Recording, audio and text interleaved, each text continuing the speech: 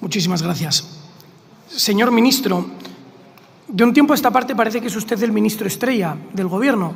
Ha dejado usted de insultar a chavales en las redes sociales y parece que ha funcionado. Los periodistas ahora le pasan la mano por el lomo, le hacen masajes en entrevistas tremendamente cómodas y alaban su gestión. Probablemente sea porque, como digo, de un tiempo a esta parte es el menos desastroso de todos los ministros de este Gobierno. Pero lo cierto es que la sensación es que los periodistas tienen la memoria muy corta, porque sin ir más lejos, usted el 4 de noviembre hizo unas declaraciones por las cuales debería ser criticado y señalado y probablemente debiera usted mismo dimitir como culpable de generar una terrible confusión en los españoles. ¿Se atrevió usted a decir que existía una cifra de desaparecidos por la gota fría en Valencia, que la estaban ustedes manejando en reuniones, pero que no iban a facilitar esa cifra porque generaría más alarma que la información que realmente aportaba y porque era una cifra bastante baja? La frivolidad de todo este Gobierno, pero la suya especialmente, es, señor ministro, auténticamente pasmosa. Y esto, que es ya de por sí vergonzoso, se produce en un contexto en el que su parcela de responsabilidad está completamente abandonada. Desde que usted está en el cargo, señor ministro, los trenes llegan más tarde que nunca. Tanto es así que ha tenido usted que eliminar el compromiso de puntualidad de Renfe para evitar hacer frente a las responsabilidades económicas que estaban produciéndose.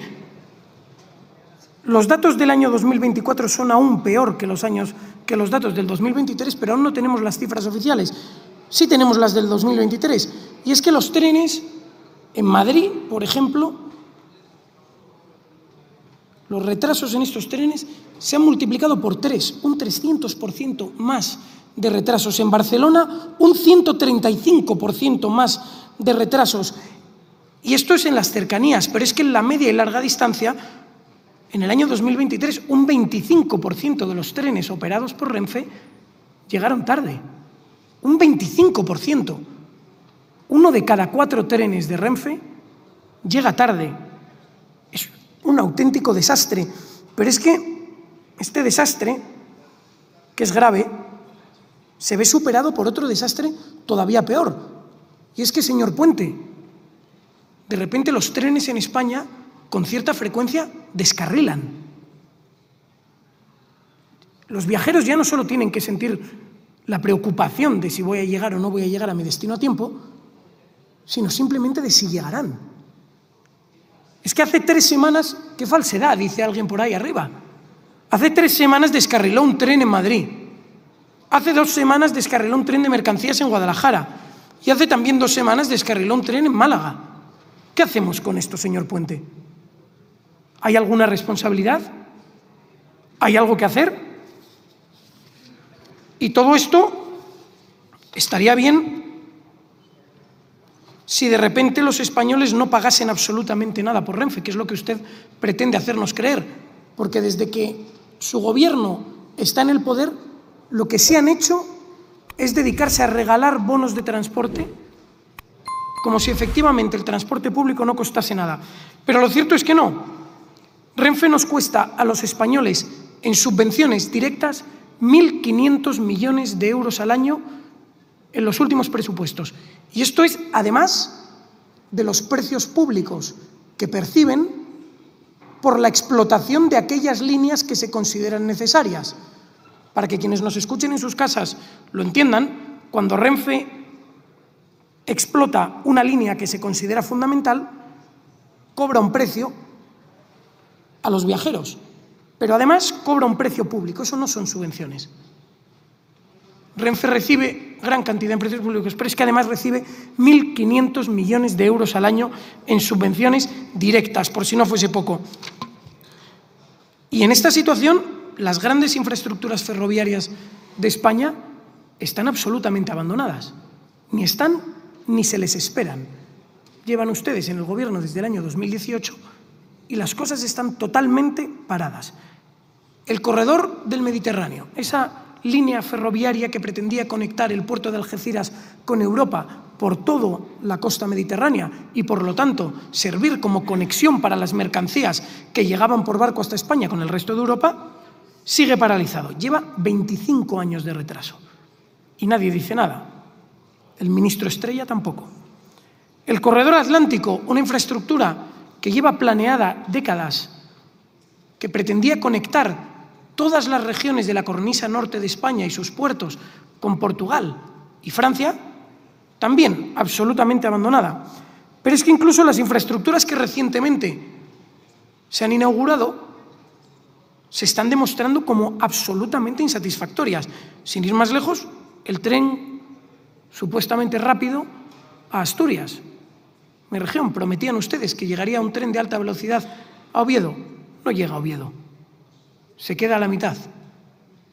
Por supuesto, no llega a Gijón. Unos retrasos tremendos.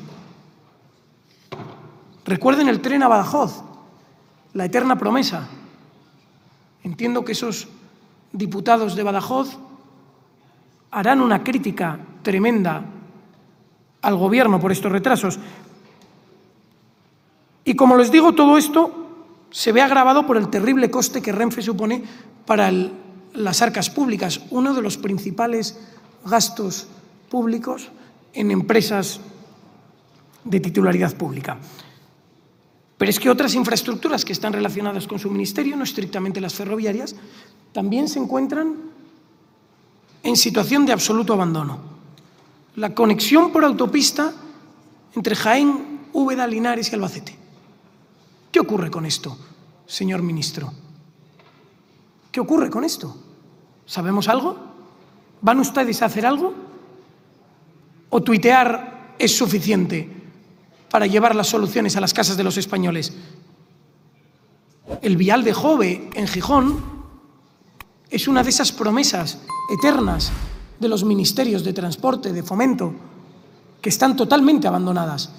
Nadie sabe nada de ello, no paran de cambiar los proyectos y la solución real, en este caso para los gijoneses y asturianos, parece que nunca llegará. La estación intermodal también en Gijón, la Ronda Norte en Oviedo, la conexión por autopista de Valencia a la AP7, la A7. Dice usted que llegará la solución, pero que no sabe cuándo. ¿Que van ustedes a adoptar un bypass? ¿A ponernos una carretera provisional? Pero que no sabemos cuándo llegará la solución.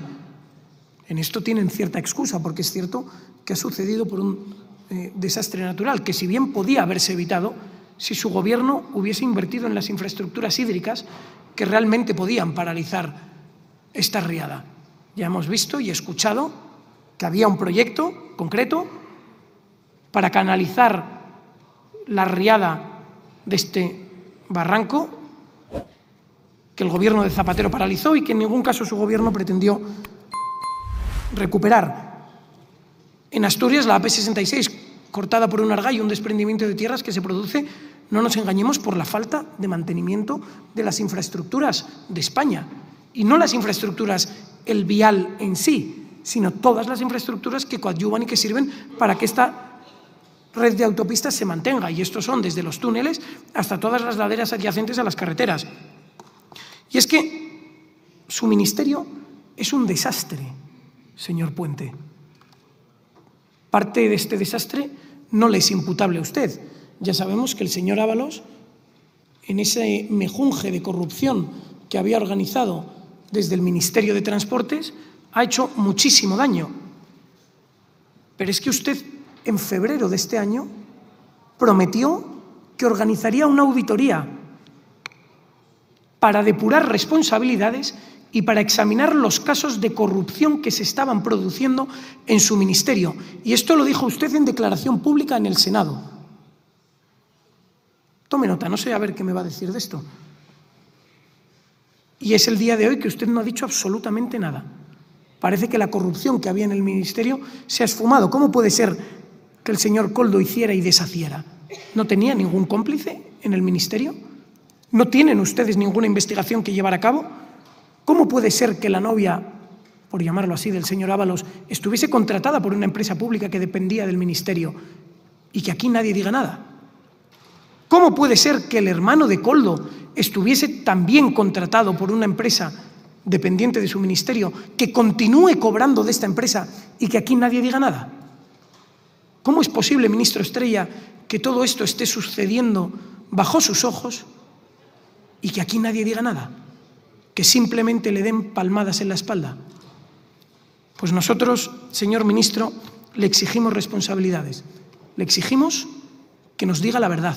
Le exigimos que efectúe investigaciones. Le exigimos que de una vez por todas deje el Twitter y preste, por favor, atención a las infraestructuras de los españoles, que es lo que realmente cobra usted por hacer. Muchísimas gracias.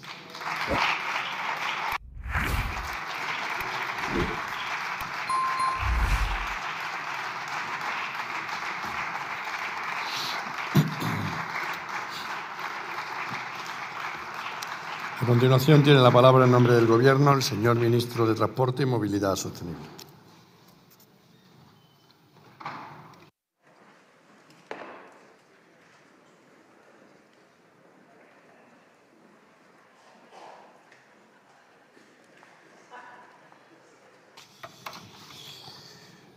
Muchas gracias, señor vicepresidente.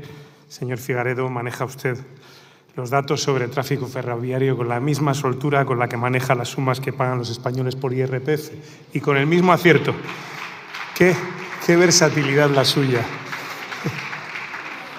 Lo mismo afirma que un trabajador que cobra el SMI paga 8.400 euros de IRPF, como que las incidencias ferroviarias se han multiplicado por 3 en España en este año. En fin, ni lo uno ni lo otro es cierto.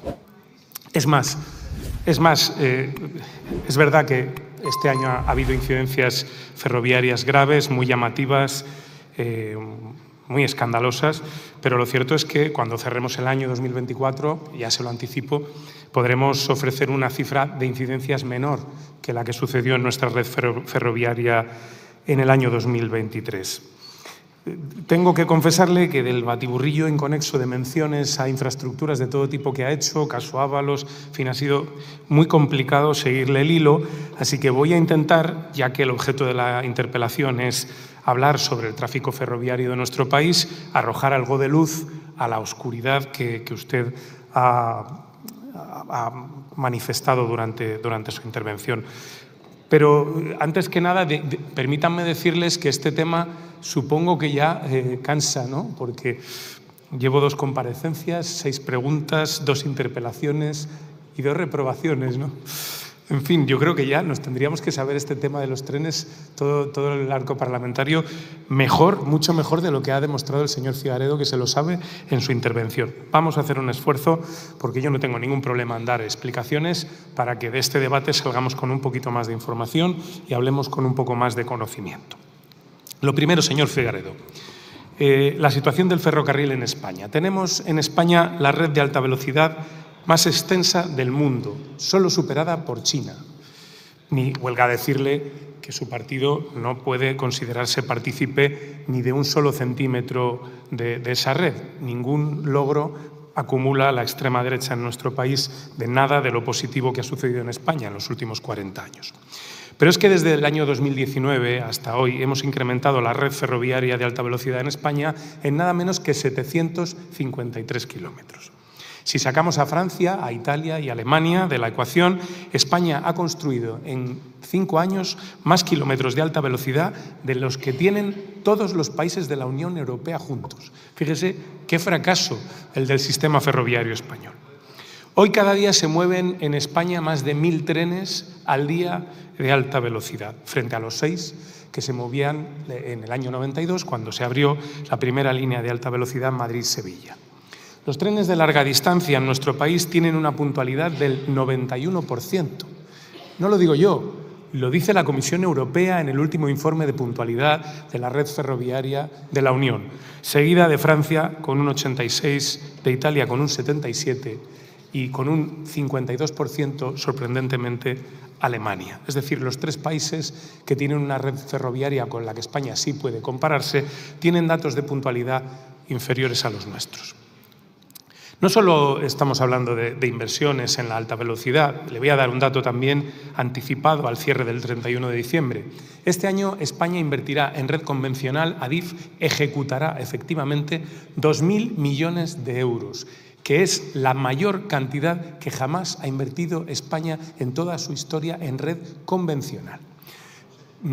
Era un reto complejo porque el año pasado, con 1.400 millones de euros, ya fue el año con mayor inversión de la historia de la red de ferrocarril convencional en España, pero este año lo hemos superado con creces. Por tanto, no solo estamos invirtiendo en infraestructura de alta velocidad, sino que lo estamos haciendo también en la red convencional.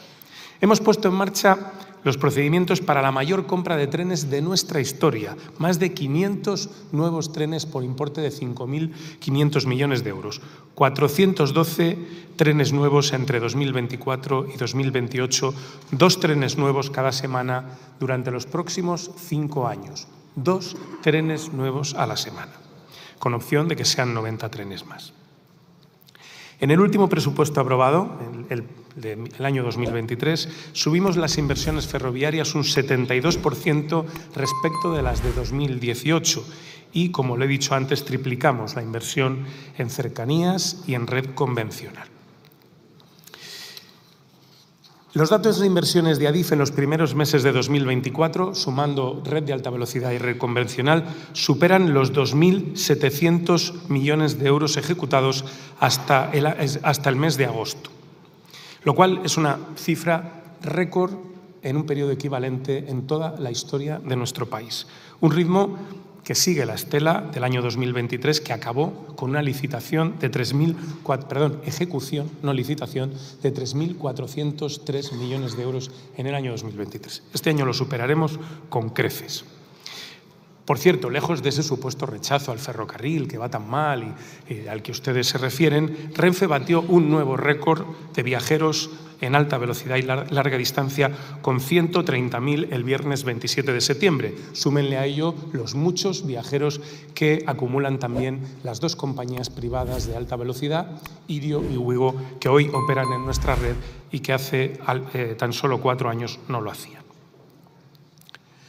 Los nuevos trenes que hemos puesto en marcha han supuesto un aumento de 5.500 plazas diarias en los 4 corredores por los que circulan, con 32 servicios, 16 por sentido, que tienen su mayor demanda los fines de semana. Me refiero al corredor asturiano y al corredor que usted conoce bien y al corredor gallego. Hemos conocido el resultado del cierre de la campaña Verano Joven con 5,2 millones de viajes realizados, un 30% más que la primera edición, el 63% de ellos en ferrocarril. En el caso de los servicios de alta velocidad y larga distancia, la puntualidad acumulada hasta septiembre ha subido 2 puntos porcentuales respecto al año pasado de manera global y 5 puntos en alta velocidad. De hecho, la puntualidad de alta velocidad Renfe del mes de septiembre ya está en las mismas cifras que las del año pasado. Pero la mejora de la infraestructura, por ejemplo, no se queda solo en Madrid, en la estación de Chamartín, cuya terminal de alta velocidad hemos abierto ya parcialmente hace escasas fechas, sino que se está extendiendo por todo el territorio. Por ejemplo, Tarragona, Roda de Vara, las obras de duplicación de la vía en esa parte del corredor mediterráneo ha supuesto la puesta en marcha de un plan de transporte alternativo, de un PAT, dotado de 31 millones de euros para dar servicio a todos los vecinos de esas localidades que antes iban en el tren y que durante el tiempo que tardemos en completar las obras tendrán que hacerlo en autocar. 31 millones de euros ha puesto Renfe para dar servicio a toda esa ciudadanía. En Granada, por ejemplo, junto con el Ayuntamiento y la Junta de Andalucía, hemos puesto en marcha la Mesa Técnica de la Integración Ferroviaria con el objetivo de licitar los primeros proyectos en el año 2025, renovación de la estación e integración del tren en Granada, una operación que granadinos y granadinas llevaban esperando más de 2 décadas. hemos aprobado en el Consejo de Ministros el convenio para los nuevos accesos al puerto de Barcelona con una inversión de 730 millones de euros. Y hemos puesto en servicio el nuevo vestíbulo, como he dicho antes, de la alta velocidad de la estación Madrid-Chamartín-Clara-Campo Amor, con casi el doble de espacio para los viajeros. Porque fíjese, señor Figaredo, en el estudio informativo que sirvió de antecedente para la redacción de ese proyecto, se preveía un tráfico de pasajeros en Chamartín para el año 2040 de 10 millones al año. Pues bien, cuando concluya el año 2024, 16 años antes, el número de viajeros que pasará por Chamartín será de 12,9 millones. Por tanto, lo mal que va el tren en España, que estamos en 2024, en las cifras que se preveían para el año 2040. Y esa quizás sea la raíz de los desajustes y de los problemas que sufrimos en nuestra red ferroviaria junto con otras circunstancias. El enorme incremento de tráfico, pasajeros, trenes, servicios que se proporcionan hoy en nuestro país, en una red que no estaba probablemente lo suficientemente bien dimensionada y sobre todo en el ámbito relativo a las estaciones, que no tenía la capacidad requerida para un volumen de viajeros semejante. Y hay cosas que han ido mejorando en estos 3 últimos meses en los que hemos pasado dificultades, sobre todo en el verano, por ejemplo, con la puesta en marcha de los nuevos trenes Talgo S106. Unos trenes que empezaron con una puntualidad, descontadas las incidencias debidas a la infraestructura o las externas, de solo el 60%. Hoy esos trenes están ya en el 79% de puntualidad. Es cierto que hace tiempo que no escuchamos graves incidentes de los trenes 106. Y eso es porque Talgo y, por supuesto, Renfe, con un servicio de mantenimiento que está trabajando a 3 turnos diarios, se ha puesto las pilas y ha conseguido incrementar en 19 puntos la puntualidad de ese nuevo modelo. Un nuevo modelo que, desde luego, nos está dando muchas oportunidades, como usted bien sabe, tanto en su tierra, en Asturias, como en Galicia. Por tanto, hemos reducido un 72% los minutos de retraso diarios de ese modelo y hemos incrementado progresivamente el número de kilómetros que se recorren sin incidencias, pasando de las 3.500 kilómetros que recorría ese modelo en el mes de julio a los 7.700 por incidencia en septiembre, más del doble. Estos datos corroboran que, entre todos, estamos haciendo los deberes y que ese tren, poco a poco, se va convirtiendo en un buen modelo, como todos creíamos que iba a resultar desde un principio. Pero si hay algo visible, y permítame que me refiera a ello en este último tramo de mi intervención, sobre la calidad del ecosistema ferroviario español, de las empresas que construyen nuestra infraestructura y de los trabajadores que la mantienen, precisamente se ha puesto de manifiesto con ocasión de la Dana. En tan solo 15 días, Adif ha sido capaz de recuperar la red de alta velocidad y ponerla en marcha.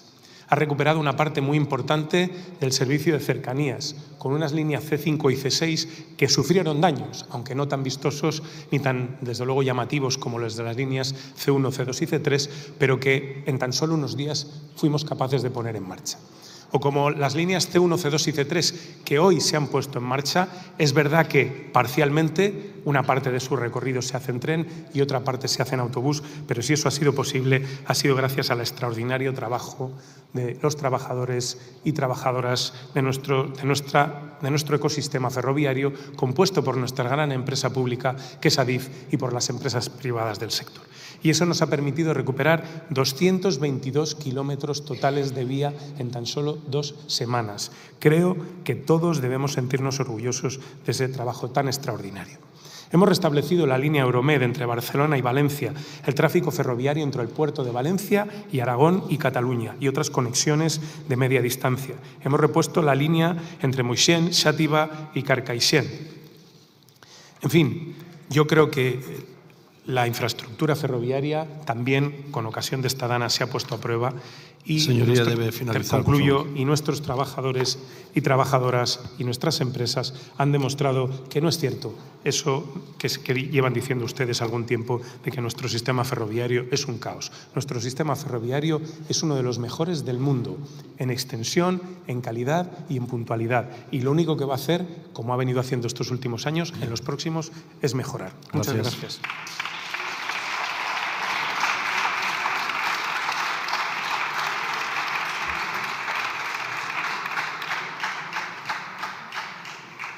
Tiene la palabra el señor Figaredo Álvarez Sala.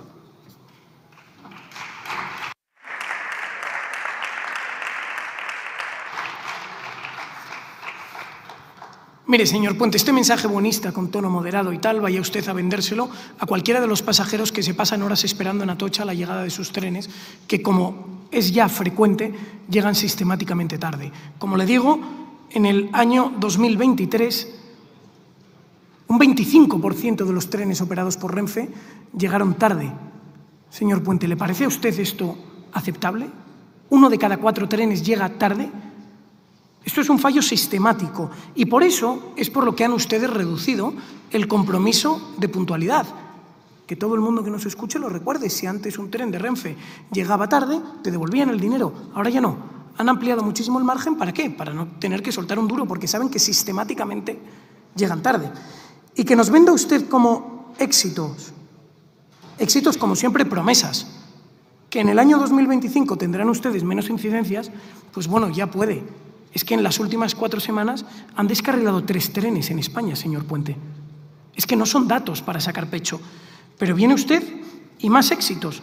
Nos dice que han ampliado el vestíbulo de la estación de Chamartín. ¿De verdad esto es uno de los logros de su gestión? ¿Ampliar la capacidad del vestíbulo de la estación de Chamartín, que lleva en obras años, señor Puente? Unas obras que en teoría iban a durar unos meses están obstaculizando el tráfico y ahí no hay solución, nadie dice nada. Y su éxito es ampliar el vestíbulo. Bueno, bien está. Si se pone usted esos objetivos, es fácil que cumpla. Nos ha hablado usted de unas cantidades y se ha liado. No sé si quería decir ejecución o licitación. Se ha corregido y desdicho a sí mismo. Espero que nos lo aclare.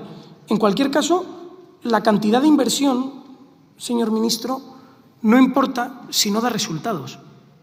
Porque si son ustedes unos manirrotos y tiran el dinero de los españoles a paladas, eso no justifica que su gestión esté siendo buena. De hecho, todo lo contrario.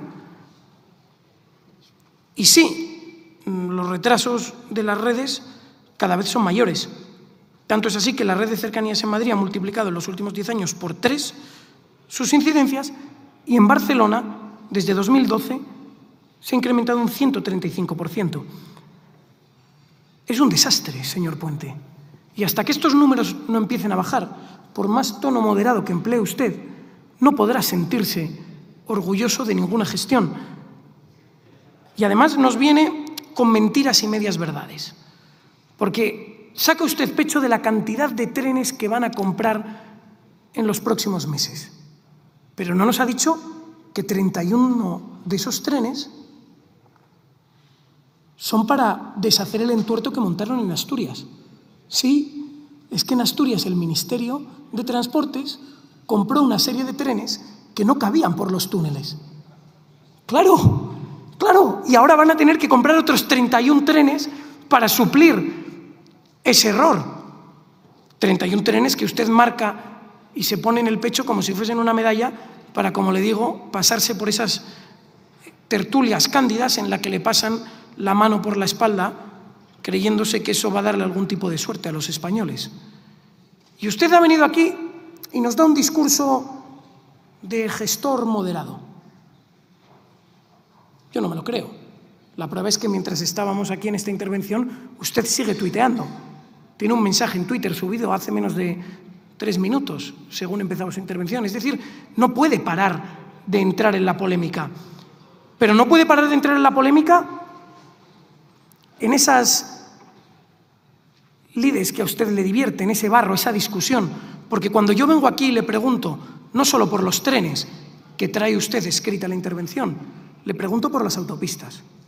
¿Qué pasa con la conexión entre Jaén y Albacete? ¿Qué pasa con eso? ¿Qué pasa con el corredor del Mediterráneo? ¿Qué pasa con el corredor del Atlántico? ¿Qué pasa con el tren a Extremadura? No dice nada. ¿Qué pasa, por cierto, con la conexión Madrid-Aranda-Burgos? ¿Qué pasa con eso? De eso no dice usted nada. Y sobre aquello que no puede usted traer escrito, la corrupción en su ministerio. ¿Qué sucede con eso? Usted prometió en febrero de este año en el Senado que iba a abrir una auditoría para comprobar cuáles eran los culpables de la corrupción en su ministerio. Y hasta hoy no ha dicho nada. Suba aquí y con ese mismo tono sosegado que usted finge, díganos los datos. ¿Qué ha sucedido con la corrupción en su ministerio? Conteste. Gracias. Muchas gracias.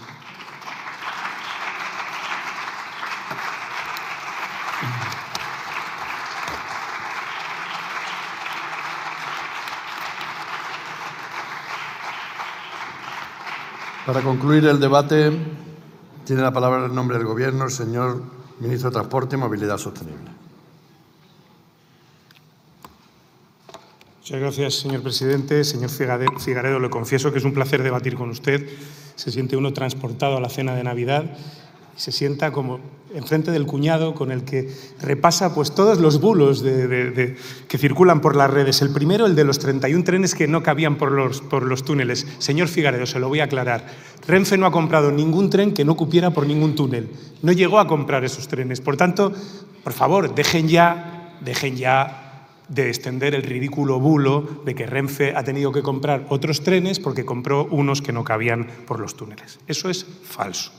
Segundo lugar, señor Figaredo, debe ser usted el único, no sé si en España, pero desde luego seguro en este Parlamento, que no se ha enterado del resultado de la auditoría que yo encargué en el mes de febrero y que se hizo público en el mes de agosto. Fíjese que ha dado juego la auditoría que durante un tiempo, oiga, ha sido objeto de debate en todas las tertulias televisivas, pero entiendo que usted solo ve la BBC, los documentales de la BBC, y no se entera de estas cosas. En fin.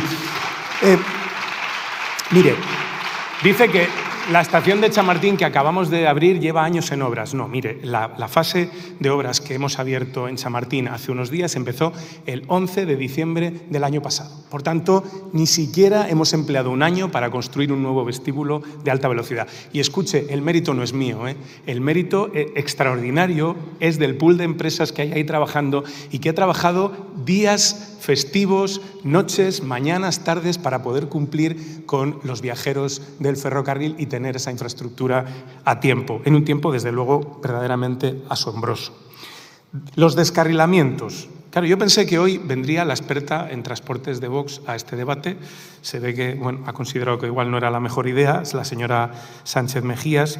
Y yo tenía aquí un tuit suyo en el que se refería a un descarrilamiento y pedía mi dimisión, o decía que tenía que dar muchas explicaciones. Se refería al descarrilamiento que tuvo lugar en Málaga el fatídico 29 de octubre. ¿Sabe por qué descarriló aquel tren en Málaga? Usted me acaba de sacar de nuevo el descarrilamiento. Porque hubo un desprendimiento como consecuencia de la Dana. ¿Soy yo responsable del descarrilamiento, señor Figaredo, de que un tren descarrile porque una ladera, como consecuencia de las lluvias torrenciales, caiga sobre las vías? En fin, pero así todo. Mire, yo creo que es mucho mejor que concluyamos este debate con un poco de pedagogía. Ha hablado usted del compromiso de puntualidad de Renfe, de que yo lo he reducido y que eso es una prueba evidente de que, bueno, las cosas van muy mal. Bien, se lo voy a explicar, aunque yo creo que de este tema hemos podido hablar en otras ocasiones en el Parlamento, tanto en el Congreso como en el Senado. El compromiso de Renfe a día de hoy es el más amplio de Europa. Estudie usted los compromisos de puntualidad de cualquier compañía ferroviaria europea y verá usted que Renfe es la que más indemniza y por el periodo de tiempo más amplio. Es más, la normativa, la que rige en el reglamento europeo y también en la ley ferroviaria española, es mucho más laxa. Es decir, Renfe va más lejos de lo que la ley exige para indemnizar a los pasajeros que lleguen tarde. Lo que no podía Renfe es mantener un compromiso de puntualidad que inició en el año 92, cuando había 6 trenes, todos en una vía que solo es de ida y vuelta, sin ningún tipo de complejidad ni de interrelación, con el momento presente en el que tenemos 1000 trenes al día, tenemos una red ferroviaria muy compleja y, sobre todo, señor Figaredo, y esto es importante, que es una red ferroviaria que está en obras y que, por tanto, tiene que conciliar la realización de esas obras con la prestación del servicio. Y le voy a poner un ejemplo que va a entender usted muy bien, que además usted que sabe mucho de números lo va a entender rápido. El año pasado Renfe, año 2023, indemnizó a los viajeros por retrasos por una cantidad de 42 millones de euros. Año 2023.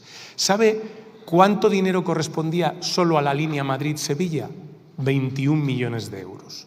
La mitad de esos 42 millones fueron indemnizaciones por viajeros que realizaban el trayecto en una línea que se encontraba en obras durante todo el año 2023. ¿Por qué? Porque el año pasado invertimos 700 millones de euros en renovar la red de alta velocidad, la línea de alta velocidad entre Madrid y Sevilla. ¿Le parece justo que Renfe indemnice a pasajeros por retrasos que no son directamente imputables a la compañía operadora? Es evidente que no. Por tanto, tenemos que adaptarnos a las nuevas realidades, a la red ferroviaria que tenemos hoy, que es mucho más compleja, con cambios de ancho, con distintas tensiones, que tiene que compatibilizar los servicios con otros 2 operadores, que está mucho más saturada. Mantener el compromiso de puntualidad del año 92 era un suicidio económico para la compañía. Y por eso tomamos la decisión de mantener un gran compromiso de puntualidad mayor que el que exige la ley, pero desde luego también adaptándonos a nuestra propia competencia. Porque hoy Renfe ya no es que opere una red ferroviaria que está en obras, concluyo, presidente, es que además compite con otros 2 operadores, cosa que no hacía en el año 92. ¿Sabe qué compromiso de puntualidad tienen esos 2 operadores? Pues un compromiso de puntualidad muy inferior al de Renfe. Aún así, Renfe no se ha querido equiparar a sus competidores a la hora de garantizar puntualidad a sus usuarios. Por tanto, el compromiso de puntualidad de Renfe sigue siendo el mayor, pero eso sí, se adapta a una realidad que no podemos obviar, de la que no podemos prescindir, porque hoy el sistema ferroviario español, desde luego, no es el del año 92, por fortuna. Hoy se viaja en alta velocidad a las 4 esquinas de la península ibérica y más lejos que iremos cuando completemos toda la red que en este momento estamos desarrollando. Muchas gracias.